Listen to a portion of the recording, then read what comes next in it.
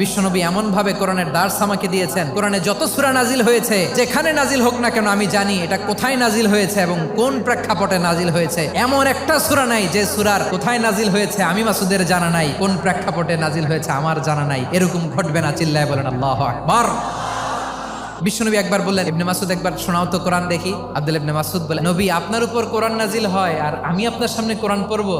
বিশ্বনবী বললেন, আমি নিজে পড়তে যেমনি ভালোবাসি, অন্যে পড়ুক আমি শুনবো, এটাও আমি ভালোবাসি। সূরা নিসা তিনি তেলাওয়াত করে শুনিয়েছেন। এমন সূক্ষ্ম সূক্ষ্ম বিষয় বিশ্বনবী ওনাকে ধরিয়ে দিয়েছেন, উনি হয়ে গিয়েছেন ফাকিহুল উম্মাহ।